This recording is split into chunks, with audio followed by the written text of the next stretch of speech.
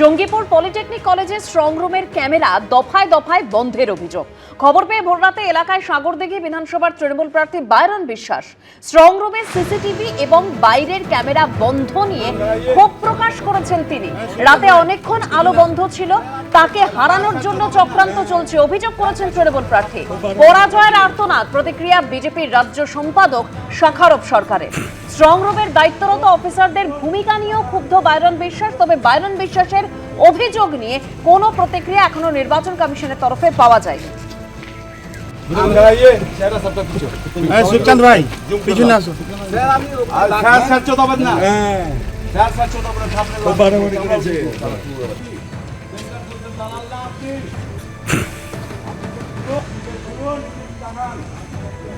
দশটার সময় এসে দেখছি শুধু সেন্ট্রাল ফোর্সে সেন্ট্রালের সিসিটিভি গেটের ভেতরে, যেখান থেকে আমরা দেখতে পাচ্ছি না কোন বিধানসভার কোনটা ছবি।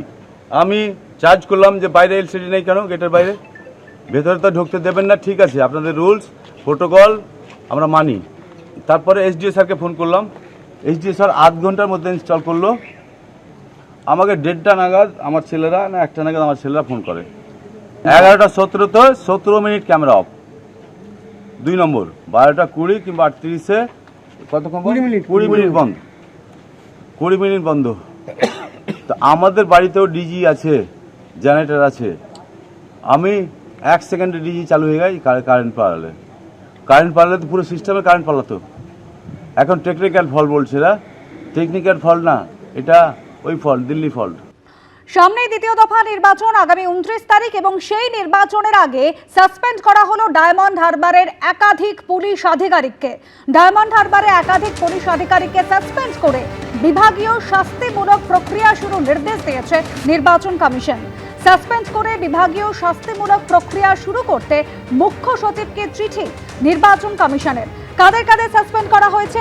ডায়মন্ড হারবারে অতিরিক্ত পুলিশ সুপার সন্দীপ গড়াই, ডায়মন্ড হারবারে এসডিপিও সজল মণ্ডল সহ একাধিক পুলিশ আধিকারিককে সাসপেন্ড করা হয়েছে।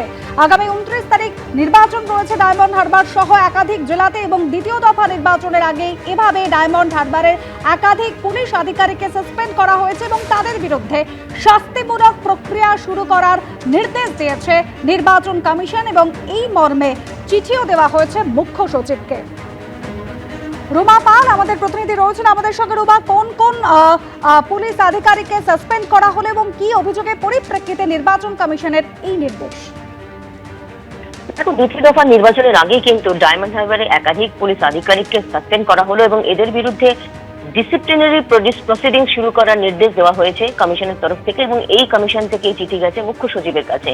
এবং এদের মধ্যে রয়েছেন সন্দীপ গড়াই আইপিএস অতিরিক্ত police super Diamond Harbour, Sajal Mondal SDPO Diamond Harbour, Mousumi Chakraborty inspector in charge Diamond Harbour থানা, অজয় বাগ ইন্সপেক্টর ইনচার্জ ফলতা থানা, শুভেচ্ছা বাগ অফিসার ইনচার্জ উত্তি থানা।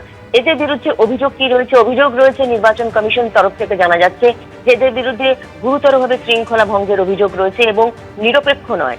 এই আধিকারিকদের বিরুদ্ধে অভিযোগ রয়েছে, এরা নিরপেক্ষ নয় এবং এই কারণে কিন্তু এই অভিযোগ জমা পড়েছিল এবং সঙ্গে সঙ্গে এদের বিরুদ্ধে কিন্তু ডিসিপ্লিনারি অ্যাকশন নেওয়ার কথা বলা হয়েছে এবং সঙ্গে সঙ্গে এদেরকে সাসপেন্ডও করা হয়েছে। শুধু তাই নয়, ডায়মন্ড হারবারের পুলিশ সুপার ঈশানী পালকে সতর্ক করা হয়েছে, কারণ তার অধীনস্থ যে অফিসাররা রয়েছে তাকে তিনি সঠিকভাবে নিয়ন্ত্রণ করতে পারেননি, সেই কারণে কিন্তু তাকে সতর্ক করা হয়েছে। এবং জানিয়ে রাখি যে এই চিঠি যখন মুখ্য সচিবের কাছে এসছে নির্বাচন কমিশনের তরফ থেকে, আজকের মধ্যে কিন্তু এই নির্দেশ কার্যকর করার নির্দেশ দেওয়া হয়েছে এবং সেক্ষেত্রে বোঝা যাচ্ছে যে দ্বিতীয় দফা নির্বাচনের আগে কিন্তু আমরা দেখতে পাচ্ছি প্রথম একদম হিঙ্গলগঞ্জ থেকে থানার ওসিকে সাসপেন্ড করা হলো এবং রাতেই কিন্তু সাসপেন্ড করা হলো আরো 5 জন আধিকারিককে সাসপেন্ড করা হলো, সেটা ডায়মন্ড হারবার থেকে। এবার বোঝা যাচ্ছে যে দ্বিতীয় নির্বাচনের আগে কিন্তু কমিশন আরো সতর্ক এবং বলা যেতে পারে আরো কড়া পদক্ষেপ নিচ্ছে। সেই সুবাদে কিন্তু দেখতে পাচ্ছি প্রথম পদক্ষেপই দেখা যাচ্ছে যে একাধিক পুলিশ অফিসারকে কিন্তু সাসপেন্ড করা হলো। ধন্যবাদ রুমা। এবিপি আনন্দ, এগিয়ে থাকে, এগিয়ে রাখে।